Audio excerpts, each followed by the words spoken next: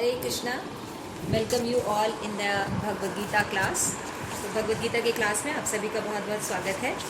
हम जो है श्लोका नंबर 22 करेंगे आज, चौथे अध्याय का दिव्य ज्ञान।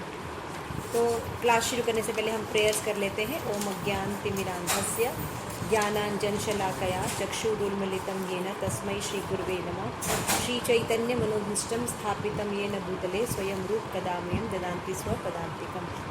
वन्देऽहं श्रीगुरु श्रीयुतपदकमलं श्रीगुरून् वैष्णवांश्च श्रीरूपं साग्रजातं सहगण रघुनाथामृतं तं सजीवं सावदैतं सावभूतं विपर्यं सहितं चैतन्यदेवं श्रीराधाकृष्णपादान् सहगणललिता श्रीविशाखान्वितांश्च। हे कृष्ण करुणा सिंधु दीनबंधु जगतपते गोपेश गोपिकान्त राधाकान्त नमोस्तुते। तप्त कांचन गौरांगी श्री राधे वृंदावनेश्वरी वृषभानुसुते देवी प्रणमामि हरिप्रिय। हरे कृष्ण कृष्ण कृष्ण हरे हरे हरे राम राम राम हरे हरे।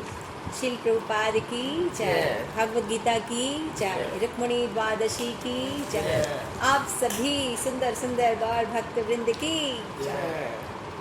तो आज हम चैप्टर 4 से 22 पढ़ेंगे। तो आप हमारे पीछे बोल सकते हैं। यदृक्षया लाभ संतुष्टः द्वंद्व अतीत विमत्सर सिद्धो असिद्धो च कृत्वा अपि न निभ्यते।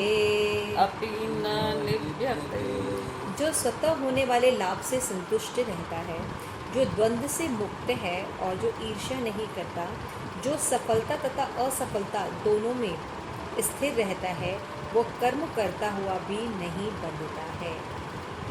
तो यहाँ पे भगवान जो है दिव्य ज्ञान, आपको याद है पीछे भगवान ने कर्म के बारे में बताया था, है ना, कि हमें किस प्रकार से कर्म करना चाहिए। फिर भगवान ने बताया कि जब भक्ति युक्त हम कर्म करते हैं तो बंधन नहीं लगता। और इसके पहले जितने भी महाजन लोग हैं उन लोगों ने ऐसे ही कर्म किए हैं और अपनी गति ठीक की है। तो फिर भगवान ने इसके बाद बताया था कि अपने कर्म फलों की सारी आसक्ति को त्याग कर सदैव संतुष्ट तथा स्वतंत्र रहकर और सभी प्रकार के कर्मों में व्यस्त रहकर भी सकाम कर्म नहीं करते, है ना। तो इसके बाद बता रहे थे कि ज्ञानी पुरुष जो है वो कैसे कर्म करते हैं, मन और बुद्धि को संयमित करते हैं और अपने स्वामित्व के भाव को त्याग देते हैं, है ना। जैसे हम कोई काम करते हैं तो हम क्या कहते हैं, मैंने किया, ये मेरे लिए है, ये मेरे परिवार के लिए, ये मेरे देश के लिए है, ऐसे कहते हैं ना। तो उसमें स्वामित्व का भाव त्याग देते हैं, क्योंकि अगर हम कर रहे हैं तो जो हम चाहते वो होता ना। मान लीजिए हम चाहते हैं कि भाई हमको ये वाली जॉब मिल जाए, तो हमको मिलती ना। हम चाहते हैं कि भाई हम ये, मान लीजिए हम कोई कुकिंग कर रहे हैं, कोई डिश बना रहे हैं, तो बोलो फर्स्ट क्लास बननी चाहिए ना, तो जल क्यों जाती है या ख़राब क्यों बन जाती है ना। इसका मतलब है कि स्वामित्व हम नहीं हैं, हमको प्रोवाइड किया गया है, इंस्ट्रूमेंट है, शक्ति कहीं और चल रही है ना। जैसे भगवान अभी हाथों में शक्ति ना दे, आँखों में देखने की शक्ति नहीं देते, कोई कार्य कर सकते हैं, चलने की शक्ति, बोलने की शक्ति, और जो कार्य कर रहे हैं वो कार्य में भी देने की शक्ति ठाकुर जी की है। उन चीज़ों को भी देने की शक्ति है, किसी ने नहीं प्रोवाइड की है। अन्न जल पृथ्वी अग्नि वायु आकाश, तो ये किसी भी व्यक्ति ने प्रोवाइड नहीं किया, हमारे माँ बाप ने प्रोवाइड नहीं किए, है ना। ये किसने प्रोवाइड किया, भगवान। तो यहाँ पे इसी के बाद जस्ट भगवान इसीलिए कहते हैं कि यद्र इच्छा लाभ संतुष्ट। तो खाली हमारे जो हम स्वामित्व के भाव को त्याग दें, ऐसा नहीं। भगवान और एक्सप्लेन करेंगे कर्म कैसे करते हैं, कि जो स्वतः होने वाले लाभ से संतुष्ट रहता है। भाई हमने एक काम किया, एक पर्पस था, जो भी मिल गया भाग्य से, उसको वो क्या करता है, संतुष्ट हो जाता है। और जो द्वंद्व से मुक्त है और ईर्ष्या नहीं करता, जो सफलता असफलता दोनों में स्थिर रहता है, वो कर्म करता हुआ भी नहीं बंधता। यहाँ भगवान जो है उस स्थिर व्यक्ति की बोल रहे ना, जो विद्वान व्यक्ति होते हैं वो स्थिर बुद्धि के होते हैं। तो स्थिर बुद्धि के जो लोग हैं वो कैसे कर्म करते हैं वो बता रहे हैं, कैसी मानसिक दशा उनकी होती है।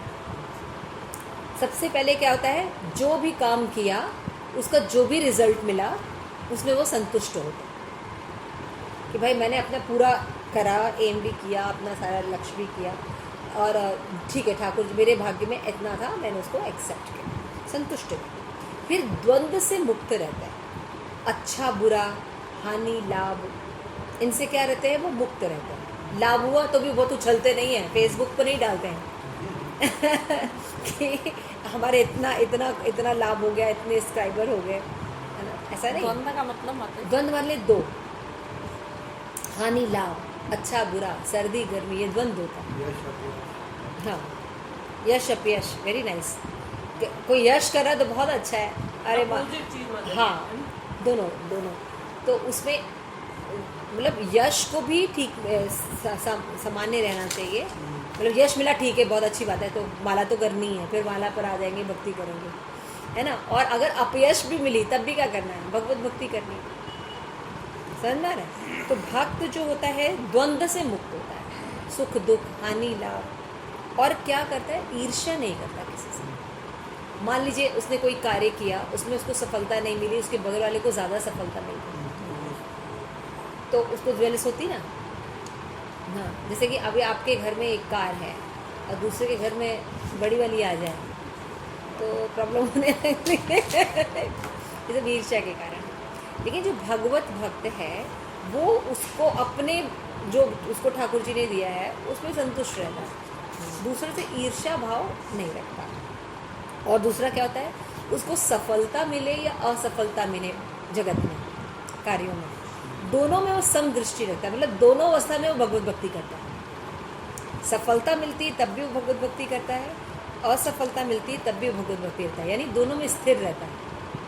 ये बहुत इंपॉर्टेंट चीज़ है। देखिए, जब हमें सफलता नहीं मिल रही है ना, सफलता नहीं मिल रही तो हम स्थिर रहते ही हैं, है ना, चलो भाई चलो ठीक है, जैसे भी समझा रहा। लेकिन जब सफलता मिलती है तब हम स्थिर नहीं रहते, है ना, ऐसा होता है आप लोगों के साथ। तो यहाँ पे भगवान देखिए दोनों बात कह रहे हैं कि असफलता में तो चलिए हम स्थिर रहते हैं, अपने आप को समझाना करना ये सब करते हैं, लेकिन सफलता में भी स्थिर रहना चाहिए कि ठीक है आज भाग्य से मुझे मिला है, ठीक है, इसको भगवान को ऑफर करके अपना भजन क्रिया करते रहे। तो वो व्यक्ति कर्म करता हुआ कभी बंधन में नहीं पड़ता। भगवान ने कहा ना, जो ज्ञानी पुरुष हैं वो कर्म करते हैं तो बंधन में नहीं बनते। तो ज्ञानी व्यक्ति जो होते हैं वो किस अवस्था में कर्म करते कि बंधन में नहीं पड़ते। जैसे बोले ना, अकर्म करने से हम बंधन में नहीं पड़ते, तो वो अकर्म कौन सी अवस्था होती है उसको भगवान डीपली एक्सप्लेन कर रहे हैं। कृष्ण भावना भावित व्यक्ति अपने शरीर निर्वाह के लिए भी अधिक प्रयास नहीं करता। वह अपने आप होने वाले लाभों से संतुष्ट रहता है। वह न तो मांगता है न उधार लेता है, किंतु यथा सामर्थ्य और सच्चाई से कर्म करता है। अपने श्रम से जो भी प्राप्त होता है उससे संतुष्ट रहता है। वो अपनी जीविका के विषय में स्वतंत्र रहता है। वह अन्य किसी की सेवा करके कृष्ण भावना भावित संबंधी अपनी सेवा में व्यवधान नहीं आने देता। ये बहुत इंपॉर्टेंट है कि स्थिरता का मतलब क्या होता है। तो देखिए 4.22 श्लोका जो है ये बहुत इंपॉर्टेंट है कि खाली हम खाती कहते हैं ना, अकर्म में करना चाहिए, हमें भक्ति करना चाहिए, भक्ति में कर्म बंधन नहीं लगता, लेकिन वो कर्म कैसा होता है। यहाँ पे बोल रहे हैं सुख मिले या दुख रहे, दोनों अवस्था में क्या करना होता है जीव को, भगवत भक्ति। ये लाइन बहुत इंपॉर्टेंट है यहाँ पे जो लिखा है। अपनी जीविका के विषय में स्वतंत्र रहता है। वो अन्य किसी की सेवा करके कृष्ण भावना भावी संबंधित अपनी सेवा में व्यवधान नहीं आने देता। भाई बहुत सफलता मिल गई तब भी उसकी जो सेवा है, जप करना, भगवान को प्रसाद बनाना, अपना भागवत पढ़ना, या जो भी उसकी सेवाएं हैं, तो ऐसा नहीं कि वो नहीं करेगा। भाई बहुत सफलता मिल गई, बहुत करोड़ रुपए लग गए, या जो भी उसका कार्य था वो सफल हो गया, तो तब भी वो क्या करेगा, भगवत भक्ति। मान लीजिए असफलता मिलती है तब भी वो क्या करेगा, भगवत भक्ति, अपनी भक्ति नहीं छोड़ता। तो इसको कहते हैं स्थिर रहना। जैसे हम बार बार कहते हैं ना, लाभ में, पूजा में, लाभ में और हानि में स्थिर रहना चाहिए। तो मतलब क्या होता है इसका, ये लोगों को नहीं पता है। ये शिल प्रभुपाद के बुक से मुझे मिला था। क्यों माधुर्य माते जी, आप समझते हैं ना कि ये बात समझ में नहीं आती। स्थिर रहने का क्या मतलब होता है। स्थिर रहने का मतलब होता है what ever your occupation of भक्ति, भक्ति का जो ऑक्यूपेशन है आपका, वो आपका नहीं छूटना चाहिए, उसकी क्वालिटी बढ़नी चाहिए। ये मतलब होता है कि मतलब आप मंगला आरती जाते हैं, मान लीजिए आपका बना है कि आपका इस दिन मंगला आरती जाना है, इस दिन चैंटिंग तो रोज़ ही करनी है, चैंटिंग रोज़ करनी है, बुक रीडिंग रोज़ करनी है, भगवान का प्रसाद रोज़ बनाना है। हाँ, तो उन एक्टिविटीज़ को कभी नहीं छोड़ता किसी भी दशा में। और चैतन्य महाप्रभु ने क्या इंस्ट्रक्शन दिया है कि हरि नाम का जप किसी भी अवस्था में नहीं छोड़ना चाहिए। हम अस्वस्थ हैं, अस्वस्थ नहीं है, बुरी दशा में है ना, बेड पर है, तब भी क्या करना है, हमें चैंटिंग नहीं छोड़नी है, हरि नाम नहीं छोड़ना है। हरे कृष्णा कृष्णा कृष्णा हरे हरे, हरे राम राम राम हरे हरे। किंतु भगवान की सेवा के लिए संसार की द्वैतता से विचलित हुए बिना कोई भी कर सकता है। आज बारिश हो रही है तो माला नहीं करेगा, ऐसा होता है क्या? नहीं माता जी बहुत ठंड थी इसलिए हमने चैंटिंग नहीं की, ऐसा सुना है इस्कॉन में? भाई ठंड है तो रज़ाई लेके बैठो और जप करो पीठ में दर्द हो रहा तो कुर्सी पे बैठो, है ना, लेकिन जप तो कर रहा है तो भक्त जो है वो अपनी सारी चीज़, संसार की इतनी द्वैतता, गर्मी सर्दी, देखिए सुख दुख के रूप में अनुभव की जाती है। द्वैत माने दो चीज़, सर्दी गर्मी, हानि लाभ, सुख दुख, द्वंद्व मतलब यही होता है। कृष्ण भावना भावित व्यक्ति द्वैतता से परे रहता है, क्योंकि कृष्ण को प्रसन्न करने के लिए वो कोई भी कर्म करने से झिझकता नहीं है। भगवान तो रोज़ ही खाएंगे ना। अगर मान लीजिए आज रुक्मणी द्वादशी है तो भाई हम व्रत रहेंगे, माँ का थोड़ी व्रत रखना है कल एकादशी थी, अभी नरसिंह चतुर्दशी आने वाली है, तो क्या होगा? सेलिब्रेशन ही है। तो भगवान तो हमेशा ही खाते हैं, तो क्या होगा? हमेशा सेलिब्रेशन रहेगा। तो उसको करने के लिए तो भक्तों को सेवा करनी पड़ेगी ना, प्रसाद बनाना है, ये करना है, ड्रेसिंग करनी है, माला बनानी है भगवान के लिए, चंदन घिसना है ठाकुर जी के लिए, अभी चंदन यात्रा चल रही है, तो उनकी सेवाएं होती हैं कम नहीं, उनको हमेशा काम करना है। तो अतः वो सफलता और असफलता दोनों में ही संभाव रहता है। ये लक्षण तभी दिखते हैं जब दिव्य ज्ञान में पूर्णतः स्थित हो जाए। ये बाकी संस्था में आपको ये नॉलेज नहीं दिया जाएगा, बाकी लोगों में ऐसा नहीं होता है, लेकिन प्रभुपाद जो है, क्योंकि वो चैतन्य महाप्रभु की फिलॉसफी को एज इट इज़ प्रेजेंट करते हैं, भगवान की जो कृष्ण भावना में फिलॉसफी उसको एज इट इज़ प्रेजेंट किया है, वो ये बात बता रहे हैं, तब हमें समझ में आती है कि स्थिर का क्या मतलब होता है। अपनी भक्ति रोज़ करना, भक्ति का मतलब होता है चैंटिंग करना, ये युग धर्म है ना। तो अपनी भक्ति जो है किसी भी अवस्था में करना है, चाहे हानि हो या लाभ। और कैसे करना है? किसी से ईर्ष्या नहीं करना, समदृष्टि भाव से सब सहयोग करते हुए सबको अपनी भक्ति करनी। बात खत्म हुई। क्या क्या चीज़ें बताई कि जो लाभ मिलता है उससे वो संतुष्ट रहता है, द्वंद्व से मुक्त रहता है, यानी सर्दी है, गर्मी है, हानि है, लाभ है, थका है, बीमारी है, उससे कोई फर्क नहीं पड़ता, उसको भक्ति करनी है। सफलता असफलता में स्थिर रहता है, आज अच्छा है कल अच्छा नहीं है, आज का जीवन बेकार है, कल का जीवन अच्छा था, है ना, आज इस व्यक्ति से अच्छा सुनने को मिला, आज उस व्यक्ति से धोखा मिला, तब भी भगवत भक्ति नहीं चलती। डिस्टर्ब होता है लेकिन भक्ति करके व्यक्ति निकल जाता है भगवान से, समझ में आ गया। और वो जब वो ऐसा कर्म करता है, क्योंकि डेली भगवान की भक्ति कर रहा है, तो कर्म बंधन में नहीं पड़ता, क्योंकि वो भगवान को अपने साथ लेके चल रहा है। जैसे गुरु महाराज कहते हैं, साधु वो जो होते हैं बाय नेचर के, जो साधु होते हैं वो गंगा की तरह बहते रहते हैं, कहीं रुकते नहीं हैं। अगर आप कहीं रुके कि आपकी आसक्ति हो जाएगी, इसलिए गंगा की तरह बहते रहना चाहिए। इसीलिए डिवोटीज़ को क्या करना चाहिए? हमेशा गंगा की तरह बहते रहना चाहिए, यानी निरंतर अपनी भक्ति करना, अपनी सेवा करना, धाम यात्रा करना, इसको प्रायोरिटी देनी चाहिए। बाकी जीवन में आसपास जो चीज़ें हो रही हैं उससे ज़्यादा प्रभावित नहीं होना चाहिए।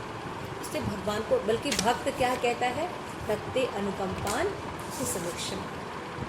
ये कहना बहुत आसान है, लेकिन जब परिस्थिति पड़े तो उसको इम्प्लीमेंट करना इतना आसान है। तो भगवान से, भक्तों से शक्ति मांगनी चाहिए। आप सच में अगर अपने को भगवान की सेवा में लगा लीजिए, भगवान की सेवा को प्रायोरिटी दीजिए, तो आप देखेंगे कि लोग या कोई भी परिस्थिति या कोई भी चीज़ ना एक टाइम बीइंग है, चली जाती है। बुरा समय वो भी बीत जाता है, अच्छा समय वो भी बीत जाता है ना, लेकिन भगवान शाश्वत रहते हैं, भगवान की सेवा शाश्वत रहती है और आप निकल जाते हैं, सुख से भी निकल जाते हैं, दुख से भी निकल जाते हैं, बल्कि मतलब जल्दी और निकल हाँ जाते हैं। जल्दी निकल जाते हैं और बंधते नहीं हैं, बंधते नहीं। तो भगवान ये रहस्य बता रहे हैं। फिर भगवान बता रहे हैं 23 नंबर श्लोका में, गत संग मुक्तस्य गतसङ्गस्य मुक्तस्य ज्ञान अवस्थित चेतसः ज्ञान अवस्थितचेतसः यज्ञाय आचरत् कर्म यज्ञाय आचरत कर्म समग्र प्रविलीयते। समग्रं प्रविलीयते। जो पुरुष प्रकृति के गुणों के प्रति अनासक्त है और जो दिव्य ज्ञान में पूर्णतया स्थित है, उसके सारे कर्म कर्म में लीन होते हैं। अब यहाँ पे बता रहे कि क्यों तुम्हें ये कर्म करने चाहिए, क्यों भक्ति करनी चाहिए, क्यों बंधन में नहीं बंधने वाले काम करने चाहिए, क्यों? क्योंकि अगर इस तरह की लाइफ स्टाइल आपने डेवलप कर ली, भक्तों की लाइफ स्टाइल डेवलप कर ली, तो आपका हर एक्शन यज्ञ रहेगा। क्योंकि आप क्या कर रहे हैं, आप सुबह से लेकर शाम तक भगवान की भक्ति कर रहे हैं ना। आपका उठना बैठना, खाना पीना, सूंघना, पढ़ा है ना दूसरे चैप्टर में कि जो स्थित प्रज्ञ व्यक्ति होता है उसका उठना बैठना, खाना पीना, चलना, बोलना, सोना, वो भी भक्ति में ही होता है ना। इसकी हर प्रक्रिया क्या हो जाती है, ब्रह्म हो जाती है। आइए पढ़ते हैं, पापड़ी मतलब ये पैराग्राफ पढ़िए। तात्पर्य, पूर्ण रूपेण कृष्ण भावना भावित होने पर मनुष्य समस्त द्वंद्वों से मुक्त हो जाता है और इस तरह भौतिक गुणों के कल्मश से भी मुक्त हो जाता है। वह इसलिए मुक्त हो जाता है क्योंकि वह कृष्ण के साथ अपने संबंध की स्वाभाविक स्थिति को जानता है। फलस्वरूप उसका चित्त कृष्ण भावनामृत से विचलित नहीं होता। अतः जो कुछ भी करता है वह आदि विष्णु कृष्ण के लिए होता है। अतः उसका सारा कर्म यज्ञ रूप होता है, क्योंकि यज्ञ का उद्देश्य परम पुरुष विष्णु अर्थात कृष्ण को प्रसन्न करना है। ऐसे यज्ञ में कर्म का फल निश्चय ही ब्रह्म में विलीन हो जाता है और मनुष्य को कोई भौतिक फल नहीं भोगना पड़ता। जैसे हम मनुष्य हैं, तो मनुष्य जो है उत्सव प्रिय होते हैं, उनको मिलना जुलना, खाना पीना, डांस करना, है ना, खुश रहना, ये सब करना पसंद है ना। अकेले रहना मनुष्य नहीं चाहते हैं, है ना। मानव जो होते हैं वो उत्सव प्रिय होते हैं। उत्सव प्रिय मानव, शास्त्र में कहा है उत्सव प्रिय मानव। अगर उनके जीवन में उत्सव न हो तो नीरस हो जाएंगे। तो यहाँ पे बताया गया है कि ऐसा कौन सा उत्सव मनाया जाए जो हमेशा मनाया जा सकता है। तो हम देखते हैं कि हमारे अगर मटेरियल उत्सव होते हैं तो वो ज़्यादा लॉन्ग नहीं होते। अच्छा, मनाने पर भी उसमें कुछ न कुछ त्रुटियां रहती हैं, क्रिटिसिज्म रहता है, एवरीबडी नॉट सेटिस्फाइड। आप लोगों में से कितने लोगों को ऐसा लगता है? नरसिंह स्तुति माता जी, राइट? आपको लगता है माता जी? यस माता जी। आप लोग जो उत्सव मनाती है, क्यों? विष्णु अवतार में लगता है ना कि हम लोग जो उत्सव मनाते हैं उसको बहुत अच्छे से हम लोग करते हैं, कितने अच्छे सबका ध्यान रखते हैं, लेकिन जिसके लिए करते हैं वो सेटिस्फाइड नहीं रहता है। और जबकि आप भगवान की भक्ति देखिए, उसमें मान लीजिए प्रसादम में कुछ गड़बड़ी भी रहती है, लेकिन प्रसाद सर्व करते हैं और किसी कोई खाता रहता है तो कहता है नहीं नहीं ये तो प्रसाद है, खुशी खुशी ले लेता है, बोलना चाहेगा। हाँ। नहीं बोलना चाहिए ना, इतना आनंद रहता है ना। भगवान को ऐड कर देने से हर चीज़ में बड़ा आनंद हो जाता है। जैसे हम लोग देखिए बातचीत भी कर सकते थे, माताएं हैं आपस में फ़ोन पर भी बैठ के गॉसिपिंग कर सकते थे, प्रजल्प, हाँ इसका ऐसे, आपका ऐसे, मेरा ऐसे। हाँ, अभी हमारा विषय क्या है? भगवत गीता। तो क्या हो रहा है? आनंद की अनुभूति नहीं फील कर रहे हैं। ऐसा इसलिए होता है, देखिए शिल प्रभुपाद ने ऐसा क्यों कि ऐसा क्यों होता है, क्योंकि ये हमारी स्वाभाविक स्थिति है भगवान के साथ, इसलिए ऐसा होता है। जैसे कि मछली है, मछली को आप पानी में डालेंगे तो कैसे कैसे सुंदर से तैरेगी, है ना। उसको किसी को बोलना नहीं, उसके तैरने में ही इतनी संतुष्टि रहेगी, उसके बोलने में, ऊपर नीचे गर्दन करने में खूब खुश रहे, क्योंकि वो अपनी स्वाभाविक स्थिति में है। अच्छा, मछली को पेट्रोल में डाल दीजिए निकाल के, क्या होगा? और स्प्राइट में, कोको कोला स्प्राइट में डाल दें, वो भी पानी की तरह ही तो होता है। यमुना खूब अच्छे से दौड़ेगी ऐसे ऐसे ऐसे ऐसे, नहीं ना।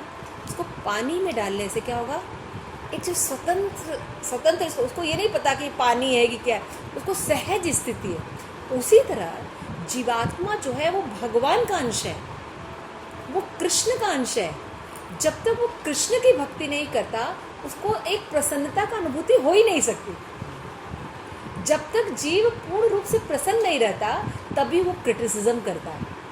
अगर आप बहुत खुश रहिए तो कोई कुछ बोलता भी तो आप नहीं सुनते, पता नहीं चलता। लेकिन अभी आपका मूड खराब हो तो कोई पास से गुजर भी जाए तो उसको 4 बार सुना देंगे आप, क्योंकि आपका मूड ठीक नहीं है ना। तो भक्ति में जीव अपनी सहज स्थिति में रहता है, क्योंकि हम भगवान के हैं ना। हम भगवान, अभी भगवान का प्रसाद खाना, भगवान की चर्चा करना, भगवान का कीर्तन करना, भगवान के लिए मृदंग बजाना, कुछ भी करिए, देखिए कितना सुख लगता है भगवान के लिए, है ना। लेकिन अभी जैसे बोला जाए कि भाई आप हमारे लिए 4 लोग आ रहे हैं, उनके लिए खाना बना देना। भगवान के लिए कोई काम करते हैं तो स्नेह हाँ, और प्रेम से करते हैं, और तो वैसे कोई बोले 4 लोगों के लिए भी जबरदस्ती खाना बना देना, तो क्या कहेंगे हम? माता जी हमें तो ये तो 4 लोगों के लिए खाना बनाने लगता है, वो ना ही आए तो नहीं अच्छा है, कितना अच्छा फीलिंग। अच्छा, अब भक्तों के साथ कैसा लगता है, ओहो कोई बात नहीं, जो भी भक्त आ जाए, कितना, बल्कि 2-4 और खड़े होके बनाते रहते, भले कमर में दर्द हो जाए। माधुरी प्रेम माता जी भी बनाते होंगे प्रसाद, है ना माता जी। भक्तों के लिए तो अच्छा लगता है, राइट। माता जी जब भगवान का 56 भोग बनाना पड़ता है या फेस्टिवल सीजन में तो बहुत अच्छा लगता देखो 56 भोग बनाने की बात आ गई। हम 1-2 आइटम बोले तो कह रहे 56 भोग बना रहे हैं। तो है। हमारे भगवान, मेंटर गोपीजीत माता जी करवाते हैं, आपसे सेवा दे देते हैं जी, जी, ज्यादा जी। शाम से करके। तो भगवान के लिए जब हम कोई काम करते हैं तो क्यों अच्छा लगता है, क्योंकि वो हमारी स्वाभाविक स्थिति, दैट इज द पॉइंट। देखिए कितना फिलोसफिकल प्रभुपाद हम लोगों को एक्सप्लेन करते हैं। हमें क्यों अच्छा लगता है, क्योंकि हमने इस्कॉन ज्वाइन किया है, प्रभुपाद जो है वो इस्कॉन के हैं और प्रभुपाद कृष्ण को मानते थे, इसलिए हमें सुख मिलता है। नहीं, ये हमारी स्वाभाविक स्थिति है, और ये हमारी नहीं, हर जीव की स्वाभाविक स्थिति है। हर जीव जब भगवान से कनेक्टेड हो जाता है तो वो प्रसन्न हो जाता है, वो उसकी स्वाभाविक स्थिति है। कहते जो कुछ भी वो करता है वो आदि पुरुष कृष्ण के लिए करता है। तो भक्त क्या करता है, सुख हो या दुख हो, कर क्या रहा है, भगवत भक्ति, है ना। उसका अगर मान लो भगवत भक्ति दीक्षा ले करे और वो ये प्रण करे कि मैं भगवत भक्ति ही करूँगा, उसका हर यज्ञ, हर एक्शन को यज्ञ होगा ना। वो सोता भी है तो क्या, सुबह उठ के जल्दी माला करेंगे, है ना। भगवान के स्वप्न देखता है, भगवान के, वो बोलता है तो क्या बोलता है, भगवत भक्ति बोलता है। भगवत भक्ति बोलता है तो क्या बोलता है, भगवान की कथाएं बोलता है। आप देखो तो उसका हर एक्शन जो है वो क्या है, उसका उठना बैठना खाना पीना सब क्या है, भगवत भक्ति। तो यही बात भगवान क्या है कि जब कोई व्यक्ति इस तरह का हो जाता है, अनासक्त तो हो जाता है, तो भक्ति करने लगता है कृष्ण की, तो पूर्णतः दिव्य ज्ञान में जब स्थित होगा तभी तो करेगा। जैसे कि अभी हमको बॉडली लेवल पर नॉलेज हो तो हम किसको स्वस्थ रखेंगे, ओके इट्स ओके माता जी, voice is coming, okay some phone call आ रहा है, वो आया होगा, उसको बुला लो, केक आओ। हाँ, सो यहाँ पे 1 minute. Hare Krishna, Hare Krishna, voice is coming, okay thank you. तो ये स्थिति कैसे आती है और क्यों आती है, क्योंकि ये हमारी स्वाभाविक स्थिति है। कृष्ण से हमारा संबंध है, हम कृष्ण के अंश हैं, हम कृष्ण के अंश हैं, उल्टा काम करते हैं, जड़ के साथ एसोसिएशन कर रहे हैं। सुख मिलेगा, कुछ भी कर लीजिए कभी नहीं मिलेगा। पानी पर लोहे की नाव तैरती है कि लकड़ी की, लोहे की, भूमिका कह रही है लकड़ी की। अच्छा विष्णु अवतार जी, कौन सी नाव तैरेगी, लकड़ी की तैरेगी। यमुना नरसिंह स्थिति, कौन सी नाव तैरेगी, लोहे की कि लकड़ी की, लकड़ी की माता जी, लकड़ी की तैरेगी, है ना। लोहा जो रहेगा तो डूब जाएगा, क्योंकि उसका स्वभाव है। तो ठाकुर जी के चरण कमल पे रहने पे पार लगने वाले हैं। और जड़ पदार्थ को पकड़ने वाले हैं तो हम नीचे जाने वाले हैं, और फिर हम सोचे हमें दुख क्यों हो रहा है क्योंकि सिलेक्शन गड़बड़ है। तो this is the main point कि हम कृष्ण के अंश हैं, और जब तक हम कृष्ण से नहीं जुड़ते हैं हम कभी भी सुखी नहीं हो सकते शाश्वत रूप से। इसलिए पहले क्या करना चाहिए, दिव्य ज्ञान लेना चाहिए। जब हम इस दिव्य ज्ञान में स्थित रहेंगे तो हम कृष्ण की भक्ति ही करेंगे ना, उसको प्रायोरिटी देंगे ना। तो लाइफ की सिचुएशन कुछ भी होगी, हम प्रायोरिटी किसको देंगे, कृष्ण कॉन्शियसनेस को। और हम भगवान को थैंक्स करेंगे कि भगवान ऐसी सिचुएशन बनाते हैं कि हम ज़्यादा किसी से आसक्त ना हो और अपने कर्म करते हुए आराम से निकल जाए। तो ज़्यादा सोचना नहीं चाहिए, हमेशा अपनी भक्ति के लिए सोचना चाहिए। यहाँ पे बता रहे उसका, उस व्यक्ति का हर एक कर्म क्या होता है, यज्ञ होता है, और उसको किसी भी प्रकार का कर्म फल भोगना पड़ता है। अच्छा कर्म फल लगता है ना बुरा। हरे कृष्ण। 1 मिनट, अद्वैताचार्य प्रभु आप अपना, ओ माय गॉड कैसे करेंगे, नहीं म्यूट ऑन।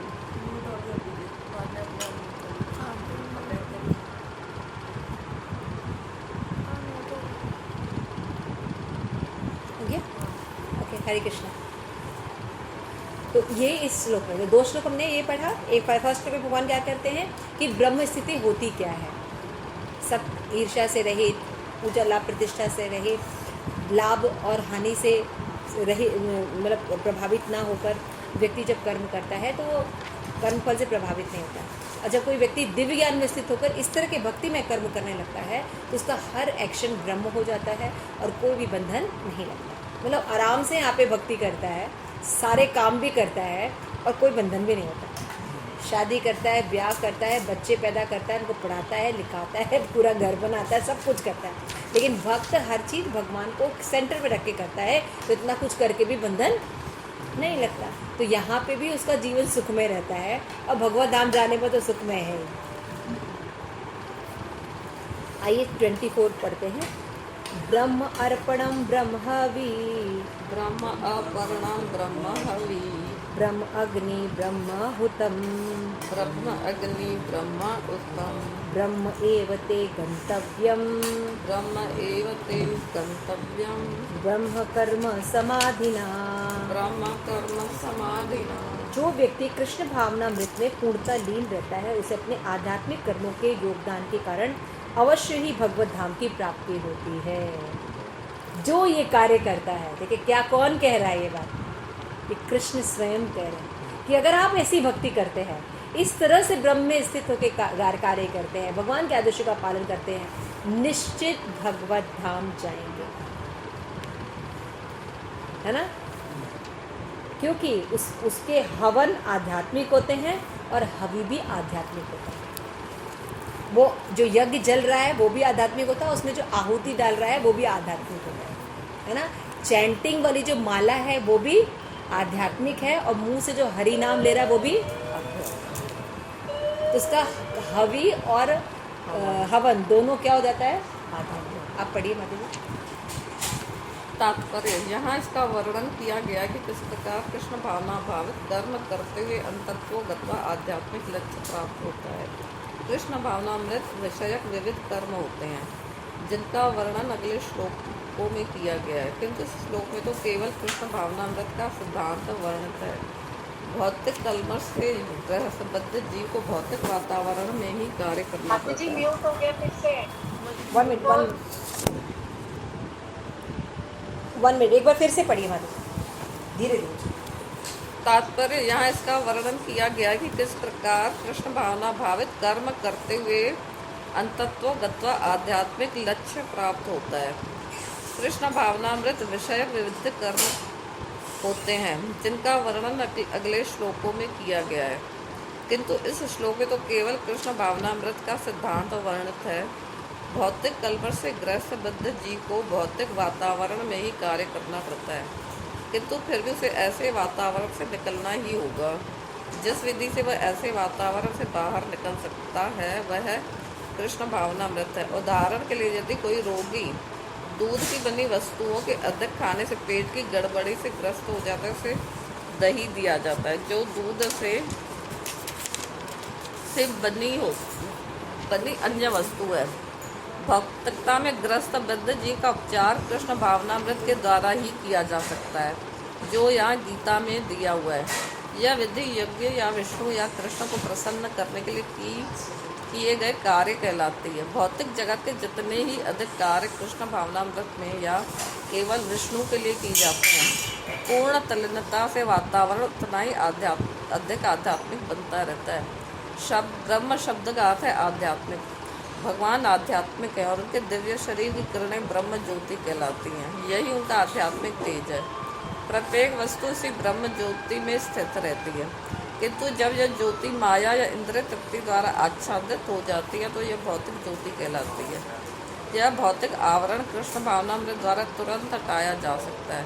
अतएव कृष्ण भावनामृत के लिए अर्पित हवि, ग्रहण करता हवन होता तथा फल, ये सब मिलकर ब्रह्म या परम सत्य है। माया द्वारा आच्छादित परम सत्य पदार्थ कहलाता है।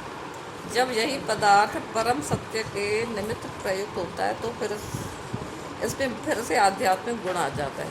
कृष्ण भावनामृत मोह जनित चेतना को ब्रह्म या परमेश्वरोन्मुख करने की विधि है। जब मन कृष्ण भावनामृत में पूरी तरह निमग्न रहता है तो उसे समाधि कहते हैं। ऐसी दिव्य चेतना में संपन्न कोई भी कार्य यज्ञ कहलाता है। आध्यात्मिक चेतना की ऐसी स्थिति में होता हवन, अग्नि, यज्ञ करता तथा अंतिम फल, यह सब परम ब्रह्म में एकाकार हो जाता है। यही कृष्ण भावनामृत की विधि है। ठीक है, thank you so much Radha ji. तो यहाँ पे भगवान देखिए क्या कह रहे हैं और आगे डिटेल समझा है इसी बात को। क्या बता रहे हैं कि किस प्रकार कृष्ण भावना भावित कर्म करते हुए अंतोगत्वा आध्यात्मिक लक्ष्य प्राप्त होता है। कैसे, जैसे अगर ये बात कही गई ना कि हम भगवत भक्ति करते हैं तो हमें भगवत धाम प्राप्त होता है, तो इसको थोड़ा सा एक्सप्लेन समझने की कोशिश कीजिए कैसे होता है ये सब। कृष्ण भावनामृत विषयक विधि कर्म होती है, इसका वर्णन अगले श्लोक में किया गया। किंतु श्लोक में तो केवल कृष्ण भावनामृत का सिद्धांत वर्णित किया गया। भौतिक कलमश से ग्रस्त बद्ध जीव की भौतिक वातावरण में ही कार्य करना पड़ता है। मैंने बताया ना, कृष्ण कॉन्शसनेस व्यक्ति भक्ति के एटमॉस्फेयर में काम करता है, लेकिन जो मटेरियल लोग होते हैं वो मटेरियल एटमॉस्फेयर में काम करते हैं ना। ऑफिस जाना, घर पे भी मटेरियल वातावरण रहता है, जो भी कार्य करते हैं उनका भौतिक वातावरण होता है। इस विधि से ऐसे वातावरण से बाहर निकल सकता है वो कृष्ण भावनामृत है।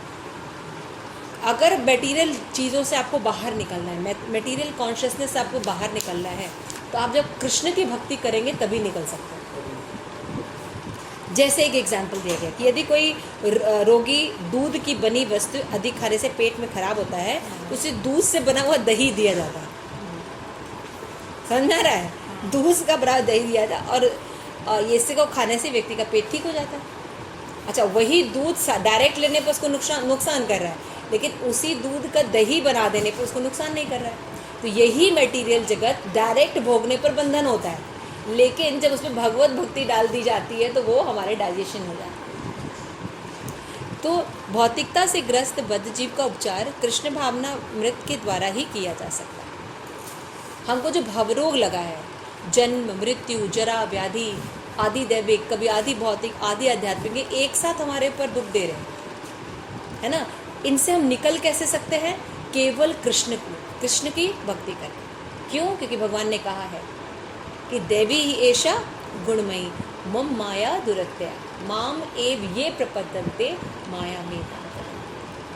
मेरी शरण ग्रहण किए बिना इस माया से निकलना इम्पॉसिबल। तब आप समझ जाइए कि कोई भी आपको बचा नहीं सकता। कोई भी बाबा, कोई भी सिद्धि आपको बचा नहीं सकता। केवल कृष्ण कॉन्शियसनेस से ही आपको बचा सकता। यहाँ भी क्या बोले, यह विधि यज्ञ ये कृष्ण को प्रसन्न करने के लिए किए गए कार्य कहलाते हैं। यज्ञ का मतलब क्या होता है? When you do anything for Krishna, तो वो यज्ञ हो जाता है। जैसे हम खाना खा रहे हैं, लेकिन उस खाना को अगर हम भोग लगा दिए तो क्या हो गया? यज्ञ हो गया ना। तो आपने जब बनाना, खाना, कटिंग करना सब क्या होगा आपका? समझ गया ना। तो सारे प्रोसेस यज्ञ हो गए। जैसे अभी हम रुक्मणी माँ का बर्थडे सेलिब्रेट करें तो अभी प्रभु जी केक लेके आए, हरिस्मरण प्रभु जी कितना सुंदर केक लेके आए, है ना। तो इनका केक बनाना, लेके आना, यहाँ बैठना, ये सब क्या हो गया? ये भगवत भक्ति हो गई और ये निश्चित भगवत धाम जाएंगे। लिखा है इसमें, मैंने नहीं बोल रहा, इसी में लिखा है योगा। और अच्छा, यही सेम चीज़ बाकी लोग भी करते हैं, अपना बेकरी शॉप खोल के सेम यही करते हैं, वो भी बनाते हैं, करते हैं, डिलीवरी करते हैं, किसी का बर्थडे होता है, किसी का कुछ होता है, लेकिन उनका कार्य यज्ञ होगा, बल्कि बंधन का भी कारण होगा। पैसे भी मिलेंगे लेकिन बंधन का भी कारण होगा। तो देखिए कितना खूबसूरत हमारा भक्ति है। कर्म करते हुए भी भक्ति में आपको कोई बंधन नहीं लगता, सुख पूर्वक रहते हैं, और शरीर त्यागने पर भी तो सुख है ही, भगवत धाम जाना। यहाँ भी लड्डू पेड़ा खाना है, वहाँ पे भी लड्डू पेड़ा खाना है। तो भौतिक जगत के कितने ही अधिक कृष्ण भावनामृत में हो, केवल विष्णु के लिए किए जाने पूर्णतः तल्लीन वातावरण में उतना ही आध्यात्मिक बनता जाता है। जितना वो भक्ति करता है उतना और भक्ति करने की इच्छा होती है। ये भक्ति की विशेषता है।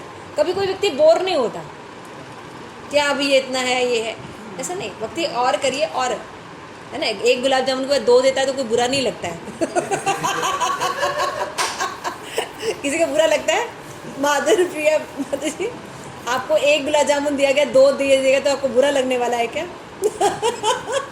किसी को बुरा नहीं लगता है ना। तो भगवत भक्ति ऐसी, प्रत्येक वस्तु इसी ब्रह्म ज्योति में स्थिर रहती है, किंतु जब ज्योति माया इंद्र तृप्ति द्वारा आच्छादित हो जाती है तो वो भौतिक ज्योति कहलाती है।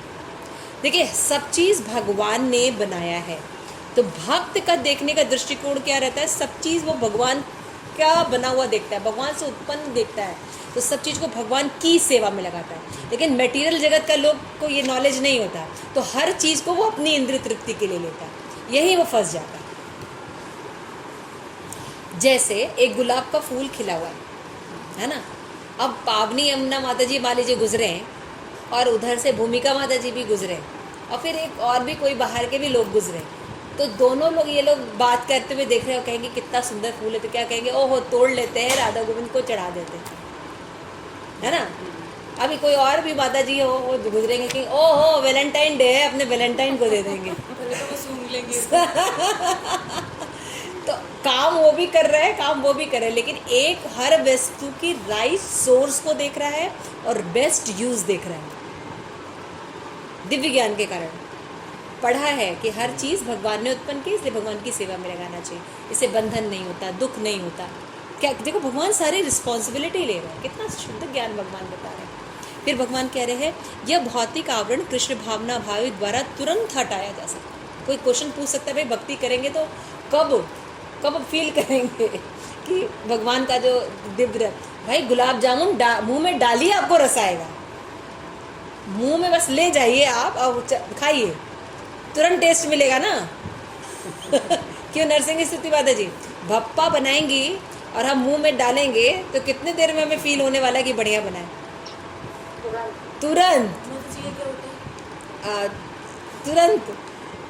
तुरंत फीलिंग होती है ना। इमरती है अच्छी सी बनी हुई है, गर्मा गर्म इमरती है, मलाई, रस मलाई के साथ, रबड़ी के साथ, और आपको दिया जा रहा है तो मुंह में डालते ही पता चल जाएगा ना कितना सुंदर, कितना टेस्टी है। उसी तरह से भगवत भक्ति करते ही आप कोई भी एक्टिविटीज़ कीजिए, कीर्तन में जाइए, भगवान के दर्शन कीजिए, रथ यात्रा में चले जाइए, है ना, कुछ भी एक्टिविटी, 56 भोग बन रहा है, भक्तों को सर्व कीजिए, बुक डिस्ट्रीब्यूशन कीजिए, किसी भी कार में आप जाइए, कितना अच्छा लगता है, तुरंत अच्छा लगता है। तो वही बता रहे हैं, अतः कृष्ण भावना भावित के लिए हवि ग्रहण करता, हवन और होता, कोई भी यज्ञ करने के लिए ये चीज़ें होती हैं। क्या क्या चीज़ें होती हैं? एक तो हवि होता है, ग्रहण करता होता है, ग्रहण करने वाला, हवन होता है और होता होता है, और उसके बाद फल मिलता है। तो ये सभी ब्रह्म हो जाते हैं भक्ति में। भाई यज्ञ करते तो आपने देखा ना, एक वेदी होती है, हवन करने वाला होता है, सामग्री होती है, एक हवन करता होता है, एक जिसको करा जा रहा है, इतनी चीज़ें होती है ना। तो ये भक्ति में करने पर क्या हो जाता है? सारी चीज़ें ब्रह्म हो जाती है। जैसे मैंने एक एग्जाम्पल दिया ना, जैसे प्रभु जी केक लेके आए, है ना, केक बनाने का जो पीछे का प्रोसेस है, आटा खरीदना, ये खरीदना, जो सामान है, चीनी है, जो भी सारी चीज़ें उन्होंने खरीदी होंगी, असेंबल करके बना रहे होंगे, बेक किए रहे, तो ये सारा प्रोसेस क्या हो गया उनका? भक्ति हो गया, सारा प्रोसेस भक्ति हो गया, है ना। लक्ष्मी भी मिलेगी और भगवत धाम भी मिलेगा, इससे अच्छा क्या है? इससे अच्छा और क्या है?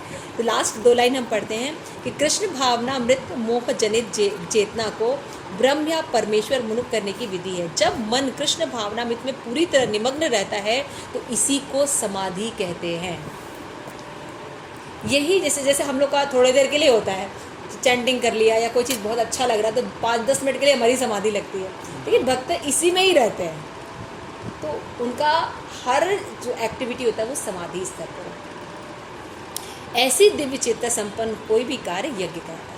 जब कोई व्यक्ति पूरा कृष्ण भावना भावित होता है, पूरी तरह से 24 आवर्स भगवान को एक्सेप्ट कर लेता है, तो उसका हर कार्य यज्ञ होता है। उसका उठना, बोलना, बैठना, बात करना, चलना, खाना, पीना, सोना सब यज्ञ हो जाता है। उसको अलग से कोई यज्ञ करने की ज़रूरत नहीं, अलग से तपस्या करने की कोई ज़रूरत नहीं, बल्कि वो भगवत भक्ति करने से यज्ञ, दान, तपस्या आदि के जितने फल हैं वो ऐड होके मिलते हैं, कहीं नहीं जाते।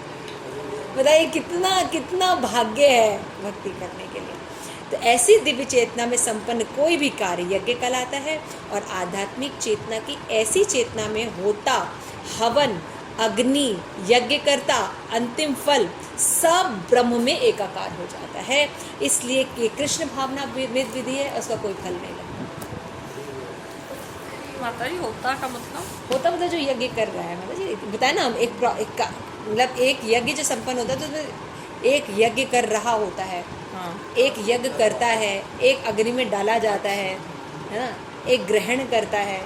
तो ये सारी एक्टिविटीज होगी यज्ञ के बाद। तो ये सभी चीज़ यज्ञ हो जाती है। कुछ अलग जैसे कहीं कहीं आप यज्ञ करेंगे तो भाई भाव जो है वो या फल जो आ रहा है वो यज्ञ हो रहा है, लेकिन यहाँ पे हर चीज़ कृष्ण भावना भावित है। भगवान का नाम, रूप, गुण, लीला, धाम सब भगवान है ना। भगवत गीता भी भगवान है दर्शन भी भगवान है, प्रसाद भी भगवान है ना। देखिए, और आप लोग भगवत भक्त भी भगवान के ही सब भक्त हैं, है ना। सब चीज़ ये हवी है ना सब चीज़ हवी होता सब क्या है? ब्रह्म। तो विशेष ये भक्ति है। इसका क्या मतलब है कि सब चीज़ हवी है? इसका मतलब आप किसी भी चीज़ को ले लेंगे आपकी भगवत भक्ति हो जाएगी। मान लीजिए आपने यज्ञ में अग्नि में आहुति नहीं डाली, है ना, या होता में को ही आपने ये जो यज्ञ कर रहा है उसको ही थोड़ा सा सर्व कर दिया, आपकी भक्ति होगी, क्योंकि वो भी क्या है? ब्रह्म है। आपने केवल प्रसाद ले लिया, कुछ नहीं कर पाए, लास्ट में पहुँचे लास्ट में पहुँचने पर आपको केवल प्रसाद मिला तो क्या हो गया? सब आपकी भक्ति हो गई, क्योंकि भगवान वो भगवान है। प्रसाद क्या है? महाप्रसाद क्या है? वो भगवान है। तो भगवान की ये खूबी है, साधन और साध्य दोनों ही भगवान है। आप साधन क्या करते हैं? हरे कृष्ण महामंत्र साधन है ना, और साधना किसको है? हरे कृष्ण को। तो हम अगर मान लीजिए हरे कृष्णा करते करते आपका ज़रा डेवलपमेंट नहीं हुआ और शरीर त्याग हो गया, तब भी आप भगवान के ही लाइन में आगे बढ़ने वाले हैं। तो हमारी ये ब्यूटी है, हमारा साधन और साध्य दोनों है। ऐसा नहीं कि साधन कर रहे हैं तो साध्य मिलेगा, नहीं, साधन ही साध्य है। This is our beauty. तो व्हाई कांट वी बिकम भक्त? आपको अब गर्व के साथ वैष्णव बनना चाहिए, गर्व के साथ भगवत गीता पढ़नी चाहिए, है ना, जो दिव्य ज्ञान की तरफ लेके जाए। शिल प्रभुपाद की जय। आप सभी गौर भक्त वृंद की जय। हृदय गौर प्रेमानंदे। हरि हरि बोल।